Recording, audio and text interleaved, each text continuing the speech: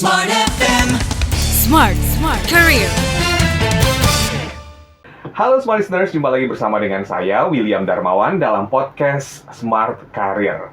Smart Listeners, banyak orang yang mengimpikan untuk bekerja di luar negeri. Nah, ketika sudah bekerja di luar negeri, ada satu tantangan atau lebih tepatnya semacam hal yang perlu kita lakukan untuk membangun karir kita, supaya kita bisa bertahan, beradaptasi dengan budaya lokal, dan tentunya karir juga semakin cemerlang. Nah, pada kesempatan kali ini telah hadir bersama kita dalam podcast Smart Career ada Yovincius, Chef the Party Guild Brasserie. Halo Yovin. Halo Mas William. Gimana kabar? Ya baik Mas ya. Terima kasih telah mampir ke studio Smart FM. Iya makasih udah undang loh Mas. Wow, keren banget. Ini dari New Zealand ya? Dari New Zealand ya. Oke, nah sebelum bekerja di New Zealand, Ya.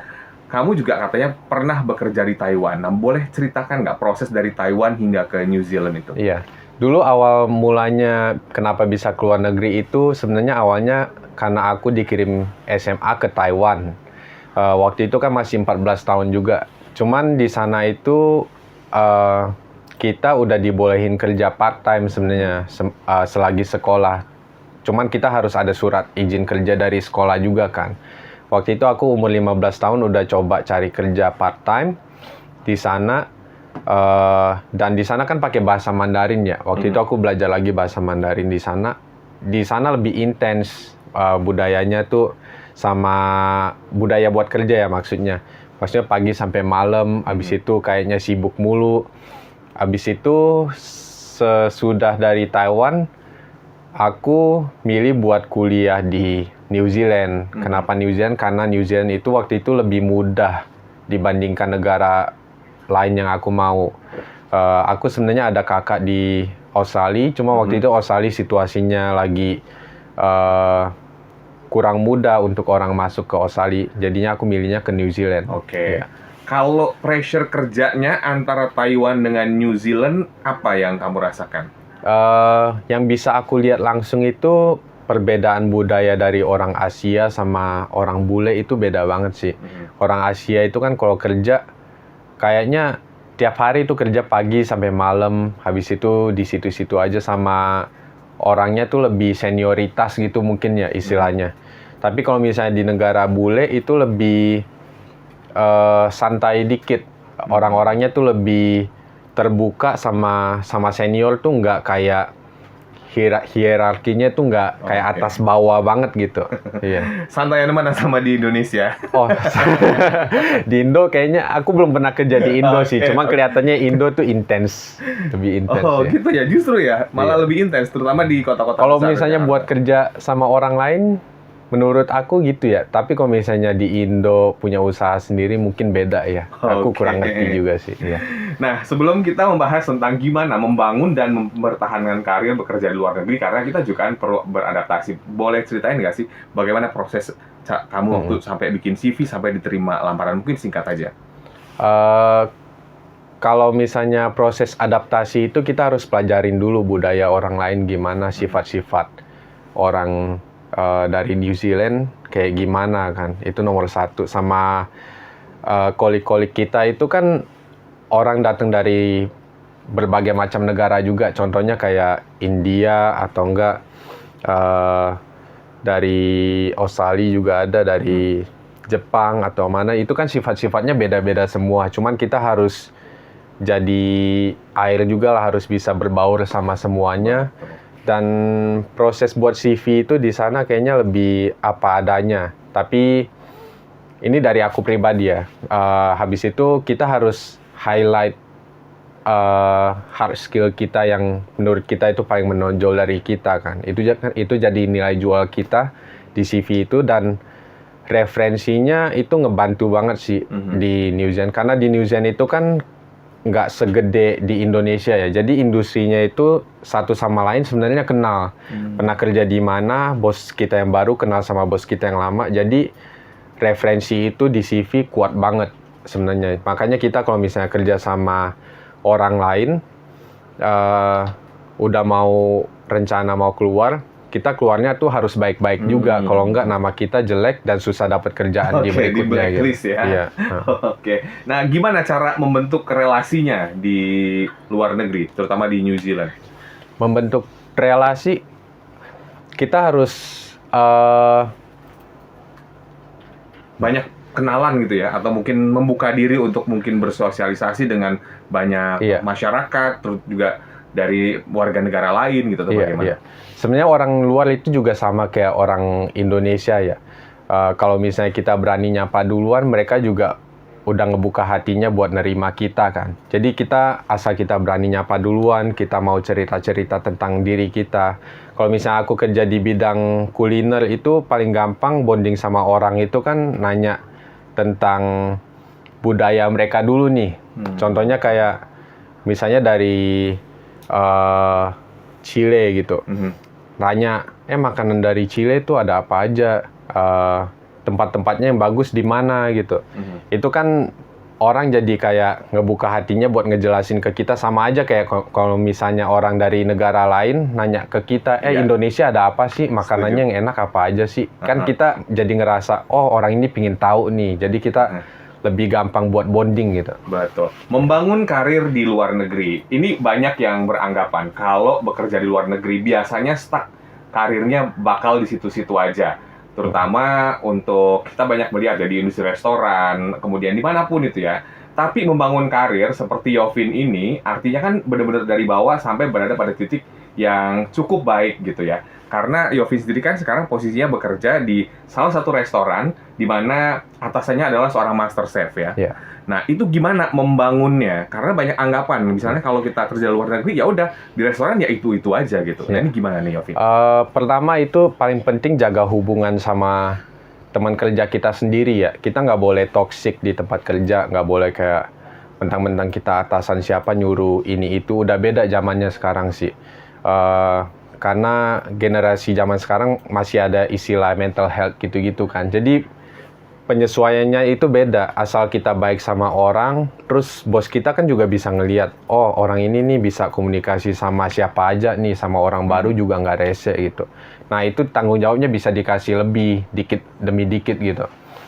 Sama paling penting tetap komunikasi sih, cara kita ngobrol sama orang, cara kita menjelaskan sesuatu itu kan, itu yang dilihat ya. Sama kita sebenarnya sama aja lah, bos itu kan nggak langsung ngasih kita promosi jabatan kalau kita nggak minta ya. Kita harus berani juga minta ke bos atau enggak kayak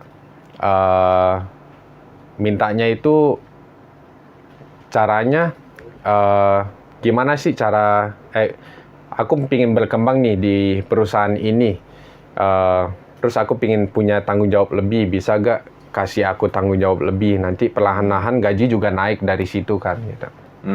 Ya. Boleh tahu nggak nih, ini mungkin kalau bekerja di luar negeri ya, Smart Sisters pada penasaran. Dari awalnya Yovin bekerja, itu gajinya berapa, sampai di titik sekarang tuh gajinya berapa? Boleh dalam rupiah atau dolar Amerika? Kalau gaji sih boleh takaran aja ya, takaran aja. Tapi Dari pertama kali kamu berkarir itu sampai sekarang bagaimana itu mungkin? pertama ada progresnya lah. Cuman pertama-tama itu tetap gaji minimal sesuai negara itu UMR-nya berapa. Waktu itu aku kan mulai kerja di tahun 2019 kalau di New Zealand ya. Pada saat itu UMR-nya kayaknya 17 atau 18 dolar per jam. Tapi kalau di New Zealand itu UMR-nya setiap tahun juga naik. Tapi kita dapat kerjaan itu juga kalau misalnya posisi kita tinggi, kita otomatis mau gaji kita lebih tinggi dari UMR itu kan. Karena tanggung jawabnya lebih tinggi. Sedangkan UMR-nya juga makin naik nih, satu tiap tahun misalnya naik $1 atau enggak setengah dolar. Jadi kita di sana itu kalau misalnya mau naik karir lebih gampang buat loncat, jadi kutu loncat justru. Loncat dari kerjaan ini ke kerjaan lain. Buat dapetin posisi yang lebih tinggi sama gaji lebih tinggi.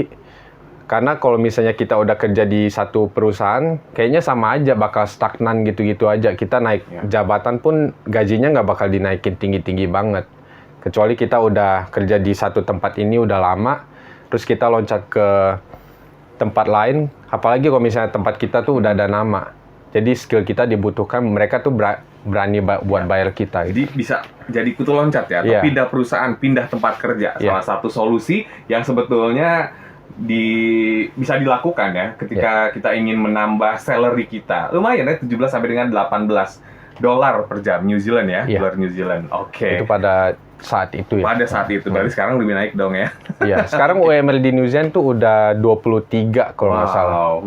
Kenaikannya cukup bagus ya. Iya. Sekitar $5 ya dalam waktu berapa tahun. Iya. Oke, nah kalau membahas tentang pengalaman kamu, ini kan juga kanan kiri itu biasanya di sebuah perusahaan pasti ya agak sikut-sikutan gitu ya, apalagi sesama pekerja dari luar negeri ya. Iya. Nah, apa yang pernah kamu rasakan ketika bekerja? Ada nggak pengalaman-pengalaman mungkin dari satu negara gitu ya? Kayaknya pengen ngejatuhin gue banget sih. Boleh cerita? Iya. Dulu pas baru-baru masuk ke hotel, itu kerja di hotel itu kan agak keras, mungkin budayanya agak keras, dan senior aku itu kebetulan dari India, dia udah lama kerja di situ. Habis itu ngelihat aku baru masuk, posisinya paling rendah, segala macam kerjaan tuh dia kasih aja ke meja aku gitu. Lu kerjain ini, lu kerjain ini gitu.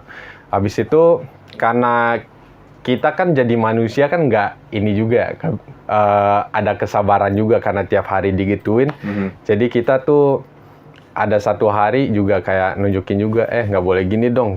Kan gue udah ada kerjaan gini, dan ini sebenarnya kerjaan elu gitu. Bukannya nggak mau bantu nih, cuma kerjaan kita sendiri tuh udah numpuk gitu. Tapi ini orang tuh emang beda lah gitu. Karena kayaknya budaya dari dia sendiri juga senioritasnya keras, jadinya ke orang-orang lain juga keras juga jatuhnya. Tapi di sana akhirnya diselesaikan juga sama bos kita sendiri gitu, dilerai lah. Gitu. Oke, nah kalau gitu tips yang bisa disampaikan kepada Smartster supaya kita bisa stand out atau menonjol di tempat kerja, sehingga kemungkinan untuk dipromosikan, naik jabatan, naik gaji itu tinggi ya. Bagaimana? Itu harus rajin sih. Kita kalau kerja sama orang tuh harus rajin dari kita sendiri. Tunjukin aja kalau misalnya kita mau kerja. Orang Indonesia itu di luar udah terkenal lebih tekun dari negara-negara lain sebenarnya. Jadi orang tuh seneng nge-hire orang dari Indonesia. Karena kita tuh lebih mau kerja. Kita tuh nggak ngeluh kerja dari pagi sampai malam. Kerjanya berjam-jam, nggak ada istirahat. Kita nggak ngeluh karena dari negara kita sendiri kita juga udah lebih keras kan dari negara orang lain gitu. Jadinya orang lain tuh sebenarnya seneng nge-hire orang Indo gitu. Jarang ngeluh aja sih. Oke, baik. Jadi kesempatan selalu ada dan terbuka ya.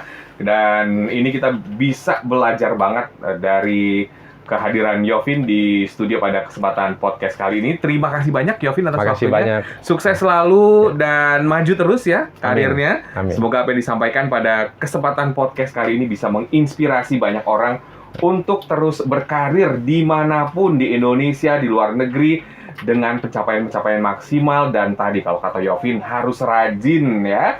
Dan Smart Listeners, demikian podcast pada kesempatan kali ini. Akhirnya saya William Darmawan ucapkan terima kasih. Sampai jumpa. Smart FM. Smart Career. Make your future better.